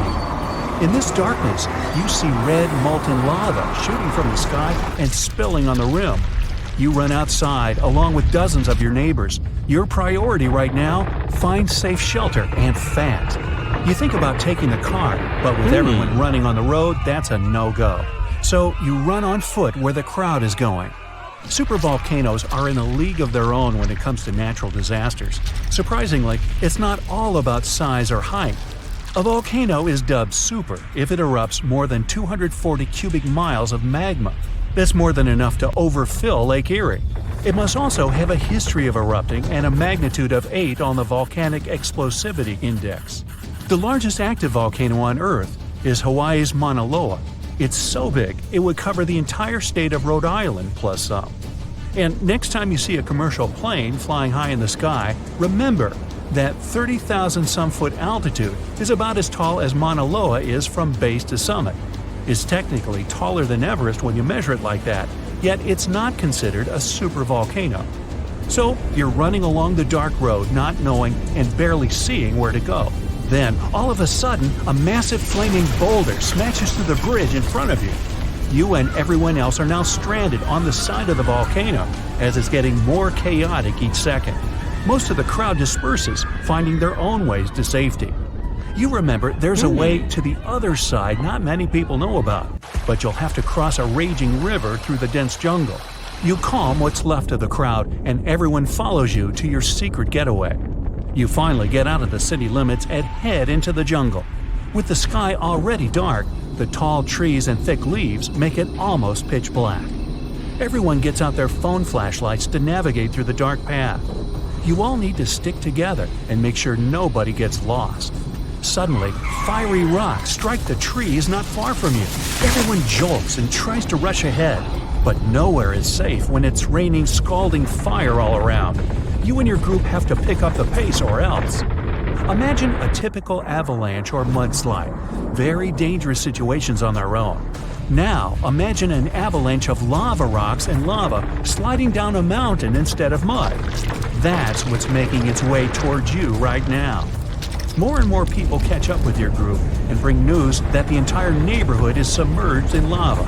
It's traveling quicker than you thought. You can never really predict how fast a lava flow will be until you see it. It all depends on how thick it is and how steep the mountain slope. Lava can move slowly at about 20 feet a minute, a fraction of the average person's walking speed. Or it can flow as fast as 30 miles per hour, which even the fastest person on Earth can't outrun. But the lava isn't even the most dangerous problem. If you didn't have protection, the gases spewing from the eruption would fill your lungs, and those spread faster and further than the lava flow. Your eyes and throat would be itchy.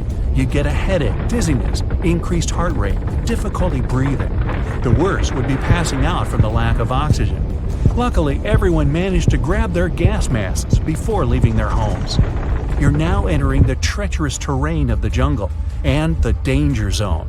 Everyone's phone batteries are giving out one by one, so your vision is even more limited.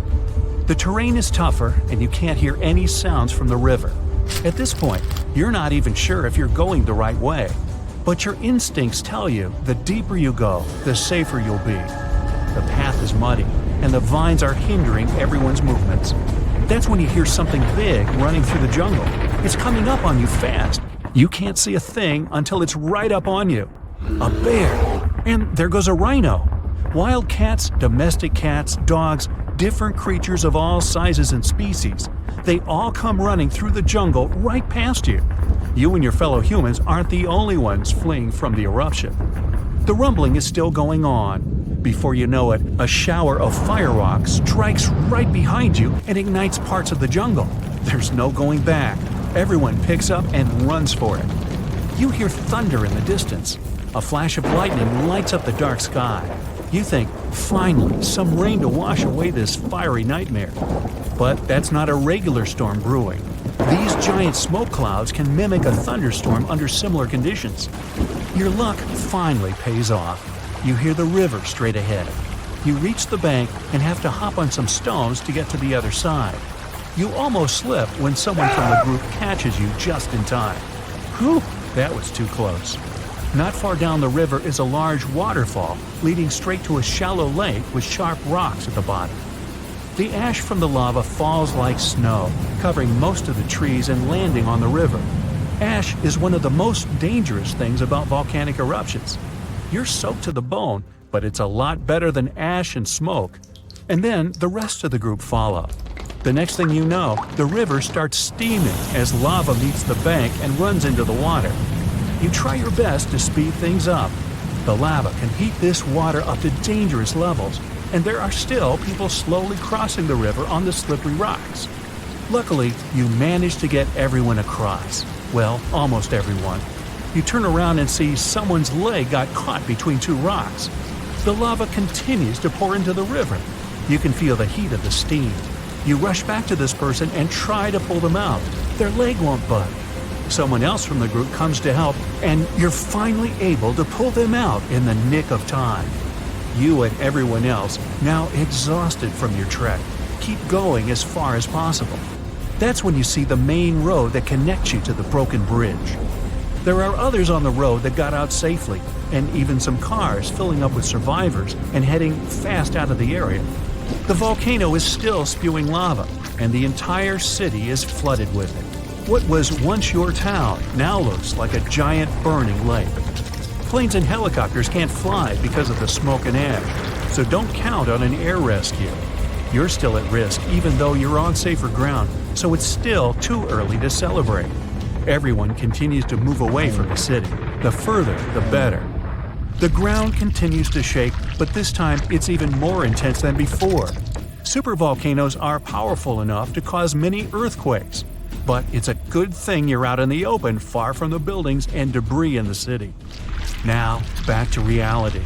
Rest assured that a volcanic eruption of this intensity won't happen for a very long time, as in millions of years. Besides, thanks to warning systems and humanity's preparation for such an event, it's extremely rare for even a regular volcano to do as much damage as it could. So, don't scratch Yellowstone off your travel list just yet. Doctor, I can't understand what's going on. I feel dizzy and, how do I say it?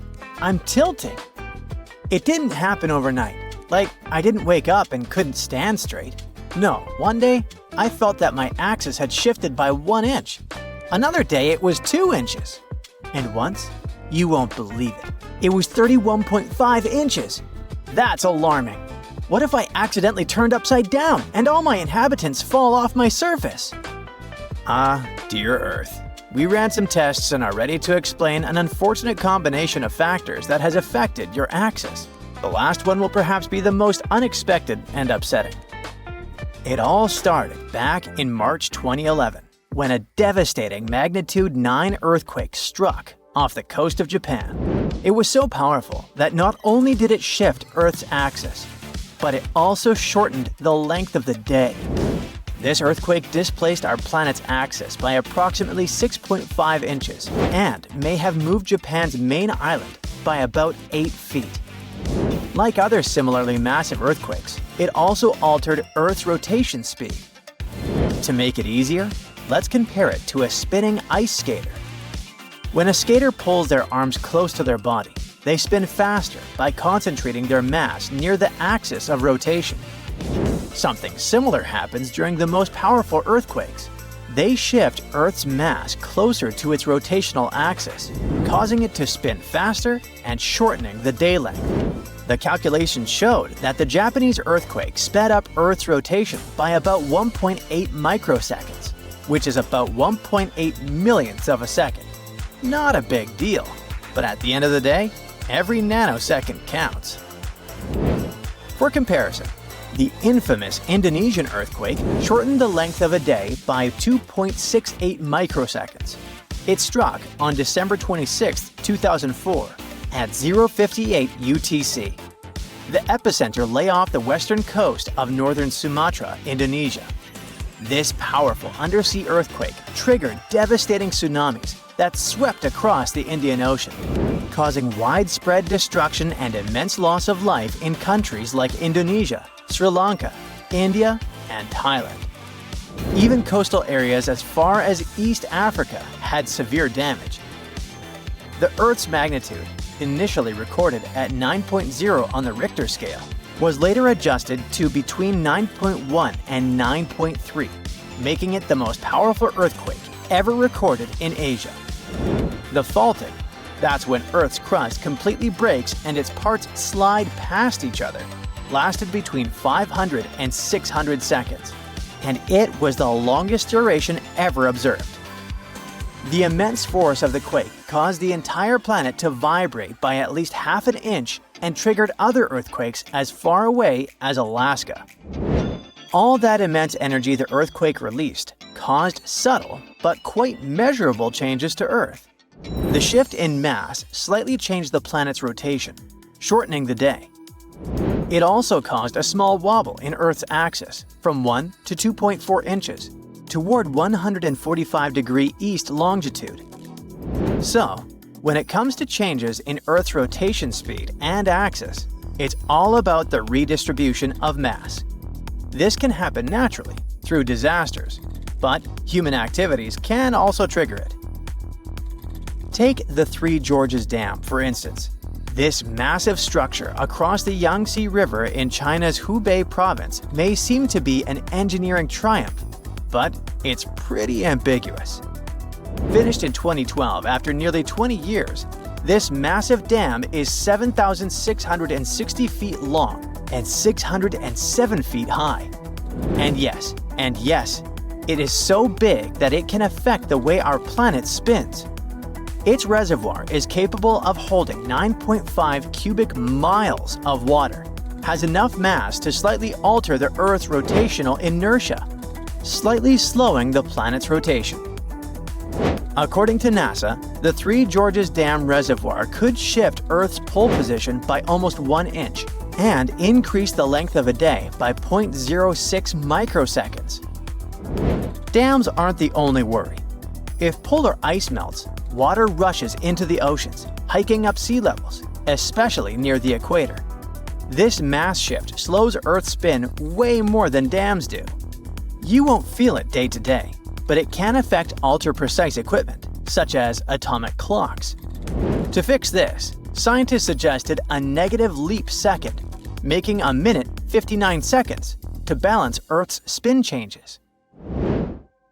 Okay, so you're thinking you've got nothing to do with all those tilts. You don't build dams, right? Bad news. If you take regular showers, you're part of it too. Every time you turn on the tap, you're affecting Earth's tilt just a tiny bit. Thing is, our planet is always shifting and adapting, so even small actions like using water can influence its orientation. Over the past 2 decades, groundwater pumping has caused the Earth's tilt to shift by 31.5 inches. This water redistribution is equal to about 0.24 inches of sea level rise. It turns out that among climate-related causes, groundwater redistribution has the largest impact on the drift of Earth's rotational pull. But what is groundwater? It's the water stored beneath the Earth's surface, filling the spaces in soil, sand, and rock. It comes from rain and other precipitation that seeps into the ground, collecting in underground reservoirs, aquifers. Unlike rivers and lakes, groundwater stays below the surface, acting like a natural water reserve. Thanks to it, we have a steady supply even during dry periods. Many people, especially in rural areas, rely on groundwater as their main source of drinking water. Farmers use it to irrigate crops, while industries depend on it for manufacturing and cooling systems. It sounds pretty harmless, doesn't it? How can something so useful cause our planet to shift? Well, a study covering data from 1993 to 2010 revealed that we've pumped about 2,150 gigatons of groundwater in that time. And this large-scale water removal has shifted the Earth's tilt and rotation. After we use groundwater, much of it eventually flows into the oceans, contributing to rising sea levels. In areas like Western North America and Northwestern India, people use a lot of groundwater, and it may have a connection to these shifts. Yikes, let's face it. All these findings are rather disturbing. But you know, understanding the impact of groundwater use is already a huge step in the right direction. Hey, I'm not done yet. This tilting issue isn't just about stuff happening on Earth. We also need to look at space. We've talked a lot about water, right? Well, you know that the moon has a big role in that. Its gravity is super important for forming tides and all that. So one more thing that affects our planet a lot is the gradual movement of the moon away from Earth. These two bodies interact gravitationally, which makes Earth's rotation slow over time, even though significant events like earthquakes occasionally speed it up temporarily. How did we figure it out? Glad you asked. Once, someone paid attention to ancient corals. After analyzing them, scientists realized that Earth had once rotated much faster. The thing is, corals grow by laying down thin layers of calcium carbonate. They do it daily, and variations reflect seasonal changes. By counting these layers, scientists have calculated the number of days in a year millions of years ago. They found that Earth had about 420 days per year 444 to 419 million years ago. But over time, the moon's influence had caused Earth's rotation to slow. And now we only have 365 days in a year. I feel robbed, you know? At the moment, the moon is moving 1.5 inches away from Earth each year. That's about the same speed at which your fingernails grow. Astronomers have figured it out with the help of special mirrors placed on the moon during the Apollo missions. For over 50 years, researchers have been sending laser beams to these mirrors and measuring the time it took for the light to bounce back. In any case, dear Earth, at the moment, your condition isn't critical. As for your inhabitants, they won't fall off your surface. All thanks to your gravity, pulling them toward your center. Just don't switch it off, and everything's gonna be fine.